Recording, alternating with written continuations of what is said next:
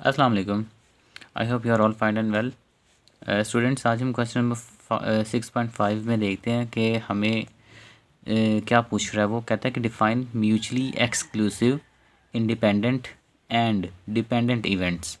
तीन चीज़ें इस क्वेश्चन के अंदर उसने पूछी है। इनको कह रहा है कि डिफ़ाइन करें। ये शॉर्ट क्वेश्चंस में आते हैं, डेफिनेशंस की फॉर्म में, शॉर्ट नोट्स की फॉर्म में एग्ज़ाम में आते हैं। ठीक है, तो इनको जल्दी से देख लेते हैं क्या चीज़ें हैं। थी स्टूडेंट्स, तो म्यूचुअली एक्सक्लूसिव इवेंट्स का एक और नाम भी है। इनको हम डिसजॉइंट इवेंट्स भी कहते हैं।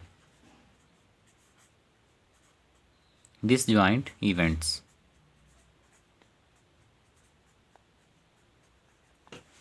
अब एक्चुअली ये होते क्या हैं? ऐसे इवेंट्स जो अपने अंदर जो वैल्यूज़ रखते हों वो एक दूसरे से डिफरेंट हों, लेकिन उनके अंदर जो वैल्यूज़ होती हैं, जो सैम्पल पॉइंट्स होते हैं, वो एक ही सैम्पल स्पेस में से आने चाहिए। फॉर एग्ज़ाम्पल मेरे पास एक इवेंट है, लेट कर लेते हैं suppose a is equals to 1, 3 and 5। ठीक है, और एक और इवेंट ले लेता हूँ मैं जिसके अंदर जो मैं वैल्यूज़ ले रहा हूँ वो सपोज कर लेता हूँ इसके अंदर हैं 2, 4 एंड 6। लेट ये दो इवेंट्स हैं मेरे पास। ठीक है, एक है ए और एक है बी। अब इन दोनों के अंदर जो वैल्यूज़ हैं वो डिफरेंट हैं। ए की जो वैल्यूज़ हैं, जो इसके अंदर एलिमेंट्स हैं, वो बी से बिलोंग नहीं करते, और जो बी के अंदर वैल्यूज़ हैं 2, 4, 6, ठीक है, वो ए इवेंट से बिलोंग नहीं करते।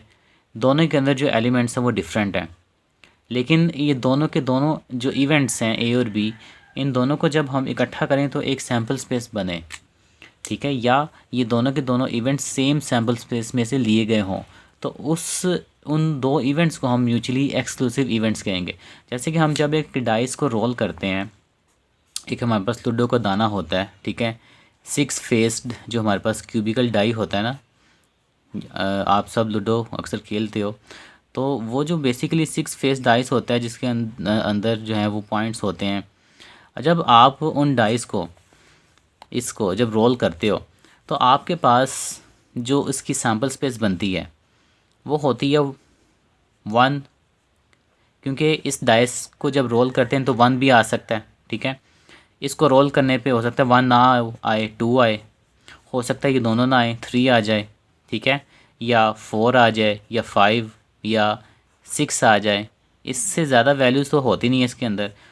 तो ये एक 6 फेस्ड क्यूबिकल डाइस को रोल करने से जो सैम्पल स्पेस बनती है, ये हमारे पास है 1, 2, 3, 4, 5, 6।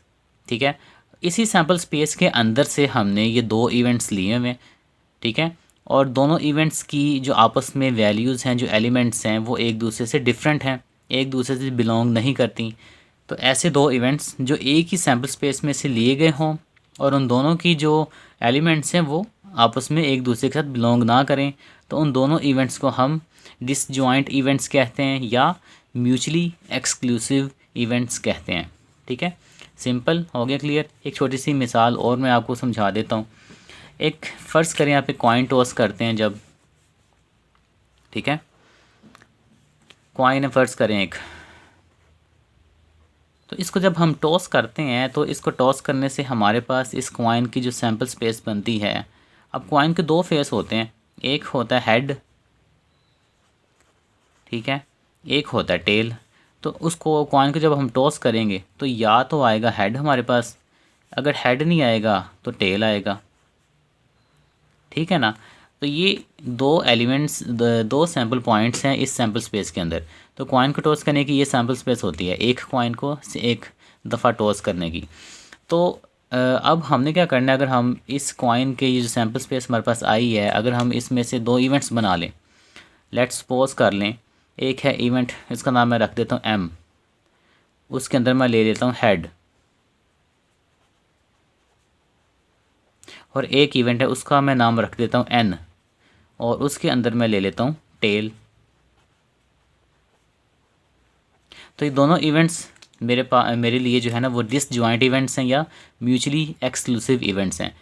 ये वाला इवेंट इसकी वैल्यू इस इवेंट से बिलोंग नहीं करती और इसकी वैल्यू इससे बिलोंग नहीं करती, लेकिन ये दोनों के दोनों एक ही सैम्पल स्पेस में से लिए गए हैं, तो लिहाजा ऐसे इवेंट्स जिनके अंदर डिफरेंट वैल्यूज़ हों और एक दूसरे से बिलोंग ना करें, उस इवेंट को हम म्यूचुअली एक्सक्लूसिव इवेंट्स या डिसजॉइंट इवेंट्स कहते हैं। नेक्स्ट हमारे पास आता है स्टूडेंट्स इंडिपेंडेंट इवेंट्स। इनलेट हम सपोज करते हैं हम जब एक डाइस को रोल करते हैं तो हमारे पास उसकी जो सैम्पल स्पेस बनती है, जो उसके पॉसिबल आउटकम्स आते हैं, जो आ सकते हैं, वो है 1 2 3 4 5 एंड 6। ठीक है, जब सिंगल 6 फेस डाइस को रोल करते हैं तो उसको रोल करने से ये जो होती है इसके पॉसिबल आउटकम्स हो सकते हैं, और यही इस डाइस की सैम्पल स्पेस होती है। अब इंडिपेंडेंट इवेंट्स ऐसे इवेंट्स होते हैं जिनमें जो एलिमेंट्स मौजूद होते हैं ना, वो एक दूसरे की प्रोबेबिलिटी को अफेक्ट नहीं करते। ठीक है, लेट्स सपोज मैं इसी सैम्पल स्पेस में से एक इवेंट ले लेता हूँ। ठीक है, उसको मैं नाम दे देता हूँ आर का। ठीक है, और उस इवेंट में ले लेता हूँ मैं इस सैम्पल स्पेस में से तमाम इवन नंबर्स। ठीक है, 2 4 6 जो है ये इवन नंबर्स होते हैं। लेट एक ये मेरे पास क्या है, एक इवेंट है। ठीक है, और एक और मैं इवेंट बना लेता हूँ और उस इवेंट के अंदर मैं ले लेता हूँ तमाम ऑड नंबर्स। उस इवेंट को मैं नाम दे देता हूँ पी का। इसमें मैं सारे ऑड ले लेता हूँ, जिसमें 1 3 और 5 जो है ये मेरे पास ऑड नंबर्स हैं। अब इस सैम्पल स्पेस में से मैंने ये दो इवेंट्स बनाए। अब ये दोनों इवेंट्स इंडिपेंडेंट इवेंट्स तब होंगे जब इन दोनों इवेंट्स में जो मौजूद एलिमेंट्स हैं इनकी प्रोबेबिलिटी आपस में एक दूसरे को इफ़ेक्ट ना करें। ठीक है, जब हम आर इवेंट की प्रोबेबिलिटी फाइंड करेंगे, प्रोबेबिलिटी बेसिकली होती है किसी भी इवेंट के होने के चांसेस को, chances of occurrence, chances of occurrence of an event.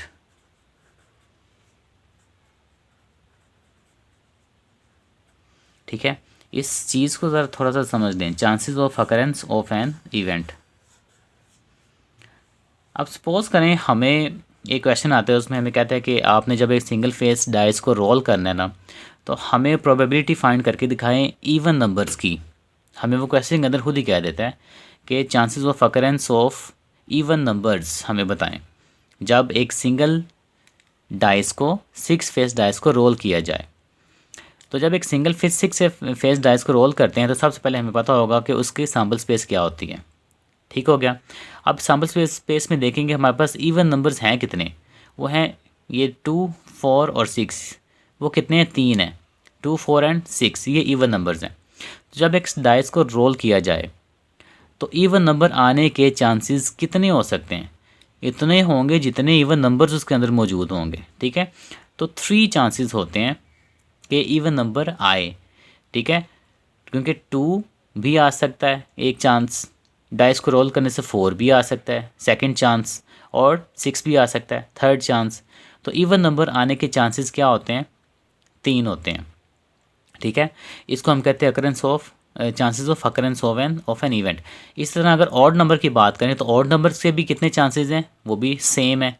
ठीक है, 1 3 5 एक डाइस को रोल करने पे 3 चांसेस हैं कि ऑड नंबर आए, क्योंकि 1 भी एक ऑड है, 3 भी एक ऑड है, 5 भी एक ऑड है।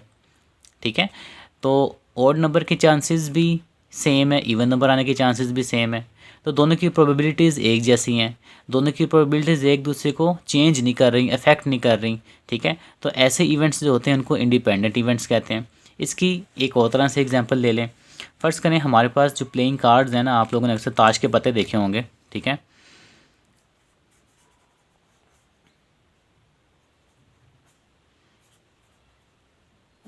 प्लेइंग कार्ड्स होते हैं हमारे पास। ठीक है, ताश के पत्ते बने होते हैं। ठीक है, नंबर लिखे होते हैं उसके ऊपर, फ़र्ज़ कर लें 10 10 दो साइड्स पे और कोई भी ऊपर इमेज बनी हुई है। तो अब ये जो होते हैं ना, टोटल हमारे पास प्लेइंग कार्ड्स जो होते हैं ना, वो 52 होते हैं। ठीक है, अब 52 प्लेइंग कार्ड्स हैं टोटल मेरे पास, और हमने क्या करना है, हमने इंडिपेंडेंट इवेंट के बारे में बताना है क्या होता है। तो जब मैं इन प्लेइंग कार्ड्स में से दो, फ़र्ज़ करें मैं एक कार्ड निकालता हूँ। ठीक है, प्लेइंग कार्ड्स टोटल कितने, 52। ओके, और एक कार्ड के आने के चांसेस क्या होंगे, एक ही होगा ना, क्योंकि मैंने एक कार्ड रैंडमली फाइंड करना है, उसमें से निकालना है। तो टोटल 52 में से उस एक कार्ड की प्रोबेबिलिटी होगी मेरे पास 1/52। ठीक है, टोटल में से एक कार्ड मैंने क्या किया, चूज़ कर लिया। अब मैंने उस एक कार्ड को निकाला, चूज़ किया, ठीक है, उसकी प्रोबेबिलिटी मैंने क्या की, मैंने नोट डाउन कर ली। अब मैंने उस एक कार्ड को दोबारा से क्या किया, मैंने वापस 52 कार्ड्स के अंदर शामिल कर लिया। ऐसा एक्सपेरिमेंट होता है विद रीप्लेसमेंट एक्सपेरिमेंट। जब भी हम विद रिप्लेसमेंट एक्सपेरिमेंट करें, जिसमें हमने किसी एक एलिमेंट की प्रोबेबिलिटी को नोट डाउन करके उस एलिमेंट को वापस हम टोटल एलिमेंट्स में मिला दें और दोबारा से फिर क्या करें, एक एक्सपेरिमेंट करें जिसमें रैंडमली एक कार्ड चूज़ करें, तो फिर जो कार्ड आएगा उसकी भी प्रोबेबिलिटी जो होगी वो क्या होगी, 1/52। उसकी भी सेम ही प्रोबेबिलिटी होगी उस एक कार्ड की। तो जब तमाम कार्ड्स की प्रोबेबिलिटी एक जैसी हो और विद रिप्लेसमेंट एक्सपेरिमेंट किया जा रहा हो कि एक एलिमेंट को निकाला, उसकी प्रोबेबिलिटी नोट की, उसको दोबारा से फिर क्या कर दिया, टोटल कार्ड्स में शामिल कर दिया, तो ऐसा एक्सपेरिमेंट जो चल रहा होता है जिसमें हर एलिमेंट की प्रोबेबिलिटी दूसरे एलिमेंट की प्रोबेबिलिटी को अफेक्ट ना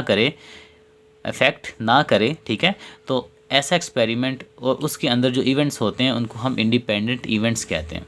उसके अंदर जो हम इवेंट्स ले रहे होते हैं वो क्या होते हैं, इंडिपेंडेंट इवेंट्स होते हैं। और इंडिपेंडेंट इवेंट्स की सबसे बड़ी जो निशानी होती है, इसमें विद रिप्लेसमेंट एक्सपेरिमेंट किया जाता है और इसी वजह से इनकी प्रोबेबिलिटीज़ सबकी एक जैसी होती है, तमाम एलिमेंट्स की। ठीक हो गया इंडिपेंडेंट इवेंट्स का। जब हम डिपेंडेंट इवेंट्स की बात करते हैं तो उसके अंदर जो हम एक्सपेरिमेंट कर रहे होते हैं, ठीक है, फर्ज़ करें प्लेइंग कार्ड्स हैं मेरे पास 52, टोटल मेरे पास 52 प्लेइंग कार्ड्स हैं। तो इसमें जो एक्सपेरिमेंट हो रहा होता है वो एक्सपेरिमेंट विदाउट रिप्लेसमेंट होता है। इसकी सबसे बड़ी निशानी है कि इसमें जो एक्सपेरिमेंट जो सैम्पलिंग की जाती है वो विदाउट रिप्लेसमेंट की जाती है। मींस के एक कार्ड मैंने चूज़ किया इन 52 प्लेइंग कार्ड्स में से, उसकी प्रोबेबिलिटी होगी मेरे पास 1/52, लेकिन उसके एक कार्ड को मैंने दोबारा से रिप्लेस नहीं करना, विदाउट रिप्लेसमेंट है ये। तो उस एक कार्ड को मैंने बाहर ही रहने देना है और बाकी के जो मेरे पास रिमेनिंग कार्ड बचेंगे, रिमेनिंग कार्ड्स मेरे पास हो जाएंगे 51। पहले थे 52, मैंने एक कार्ड चूज़ किया रैंडमली, उसकी प्रोबेबिलिटी फाइंड आउट की और वो है 1/52, ठीक है, क्योंकि उस एक कार्ड के आने के चांसेस टोटल में से 1 ही है और टोटल 52 है। लेकिन जब वो बाहर रहेगा उसकी प्रोबेबिलिटी हमने लिख ली और बाकी के पीछे रिमेनिंग मेरे पास जो कार्ड्स बचेंगे वो होंगे 51 कार्ड्स। अब जब मैं इन 51 कार्ड्स में से अगेन एक कार्ड क्या करूँगा, रैंडमली चूज़ करूँगा, तो उस कार्ड की प्रोबेबिलिटी मेरे पास क्या निकलेगी, 1/51। तो आप देखें ये प्रोबेबिलिटी और ये प्रोबेबिलिटी चेंज है। इसमें फर्स्ट कार्ड की थी 1/52, जबकि सेकंड उसके बाद जो मैंने कार्ड निकाला विदाउट रिप्लेसमेंट करने के बाद उस कार्ड को बाहर रहने दिया तो बाकी के कार्ड्स 51 थे और उसमें से जब एक मैंने रैंडमली चूज़ किया तो उसकी प्रोबेबिलिटी निकली 1/51। तो ऐसी जो इवेंट्स होते हैं जिनमें हर एलिमेंट की प्रोबेबिलिटी चेंज होती जाए, ठीक है, और एक्सपेरिमेंट जो है वो विदाउट रिप्लेसमेंट किया जाए, उस एक्सपेरिमेंट से हासिल होने वाले इवेंट्स को हम डिपेंडेंट इवेंट्स कहते हैं। तो ये 3 डेफिनेशंस थी, छोटी छोटी सी 3 कॉन्सेप्ट्स थे, ये आप लोगों ने क्लियर कर लेने हैं, ठीक है, और उनकी डेफिनेशंस बुक्स पे दी हुई है, वहाँ से आपने याद कर लेनी है। आपको कॉन्सेप्ट आता हो तो आप इसको अपने अल्फाज में भी लिख सकते हैं, ठीक है। तो मेन निशानी बतानी होती है ज़रूर डेफिनेशन में, एक तो ये विदाउट रिप्लेसमेंट होता है, दूसरा प्रोबेबिलिटी चेंज होती है इवेंट्स की, तो उन इवेंट्स को हम डिपेंडेंट इवेंट्स कहते हैं। जस्ट ये आपने लिख देना अपने अल्फाज में। और मज़ीद अगर कोई चीज़ समझ ना आई हो तो आप मुझसे पूछिएगा, ठीक है। चलते हैं, मिलते हैं अगली क्वेश्चन में, और अपना ख्याल रखिएगा। वीडियो को लाइक शेयर एंड सब्सक्राइब करें चैनल को। फ़ी अमान अल्लाह, अल्लाह हाफिज़।